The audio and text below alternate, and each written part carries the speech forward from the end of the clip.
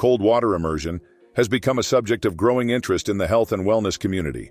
From athletes seeking faster recovery to people looking to boost their mental and physical well-being, the practice of immersing oneself in cold water has been around for centuries, especially after Wim Hof, also known as the Iceman, became famous because of his insane records involving cold exposure.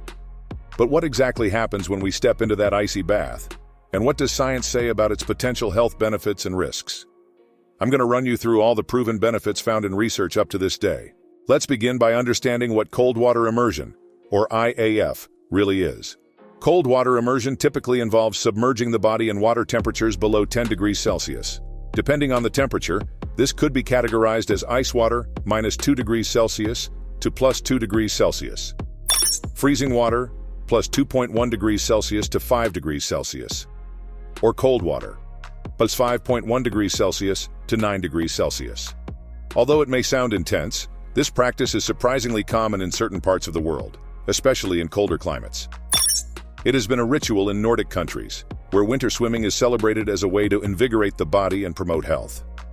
Organizations like the International Ice Swimming Association have even formalized the practice, with strict guidelines for safety and participation. One of the most widely discussed benefits of cold water immersion is its effect on the cardiovascular system. When you step into cold water, your body goes into survival mode. This triggers what's known as the cold shock response, which involves a sudden spike in heart rate and blood pressure. This immediate reaction is the body's way of protecting vital organs by diverting blood away from the extremities and concentrating it on the core.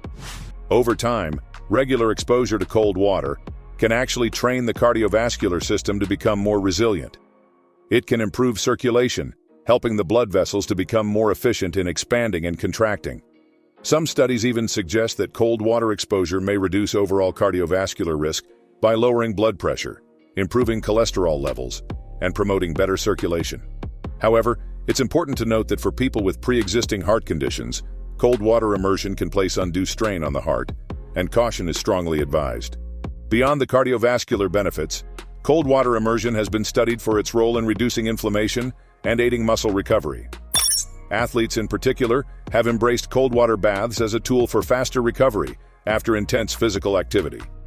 But how exactly does this work? When you immerse yourself in cold water, blood vessels constrict, which helps reduce swelling and inflammation caused by microtears in the muscles, a common occurrence after strenuous exercise.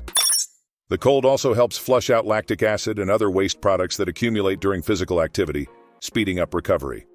This is why cold water baths have become a staple recovery technique for many elite athletes. But while some research supports these benefits, it's worth noting that the evidence remains mixed. In fact, some studies have shown that cold water immersion might not significantly reduce markers of muscle damage, and its effects on long-term performance are still being debated. One of the more intriguing effects of cold water immersion is its ability to activate brown fat, or brown adipose tissue. Unlike white fat, which stores energy, brown fat burns calories to generate heat in a process called thermogenesis. This is particularly useful in cold environments, as the body relies on brown fat to maintain its core temperature. Research suggests that regular exposure to cold water can increase the activity of brown fat, helping to boost metabolism and burn more calories.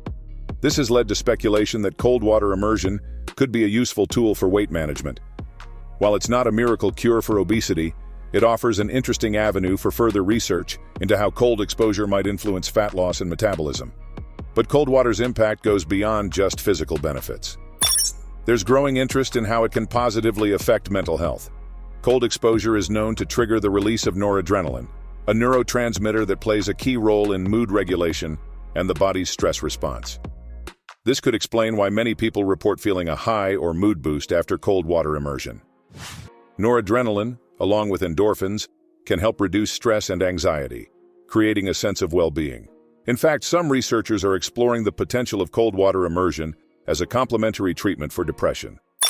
One hypothesis suggests that the stress of cold exposure stimulates the brain, much like physical exercise, and promotes the release of feel-good chemicals. While this area of research is still in its infancy, early results are promising. Anecdotally, many participants in winter swimming report feeling more energetic, less fatigued, and generally more positive after regular cold water sessions. In addition to its impact on mental health, Cold water immersion may also play a role in boosting the immune system. Studies have shown that cold exposure can increase the production of certain white blood cells, which are crucial for fighting off infections. For example, after just a short period of regular cold water immersion, participants have been found to exhibit higher levels of noradrenaline and other immune-boosting markers. This has led to the hypothesis that cold water exposure might help the body become more resilient against illness. However, more research is needed to fully understand the relationship between cold exposure and immune function. But it's not all smooth sailing with cold water immersion. There are significant risks to consider, especially for those unaccustomed to the practice. But before we go into these risks, I want to ask you if you could please leave a like and subscribe to help get this information out to other people on the same mission as you, to live a happy and healthy life. Also, leave a comment if you learned something new. The cold shock response we mentioned earlier can be overwhelming, especially during the first few exposures.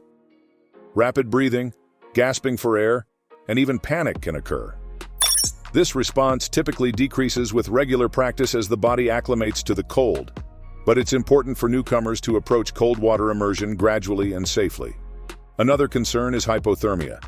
Staying in cold water for too long can lead to a dangerous drop in core body temperature, so it's crucial to monitor how long you're exposed to cold water and to always have a plan for warming up immediately afterward. Wearing appropriate gear, like neoprene gloves and boots, can help protect extremities, which are particularly vulnerable to the cold. So where does that leave us? While cold water immersion offers a range of potential health benefits, from improved circulation to enhanced mental clarity, the scientific community remains cautious. Many of the studies conducted thus far have been small, and more research is needed to solidify our understanding of how cold water exposure affects the body in the long term.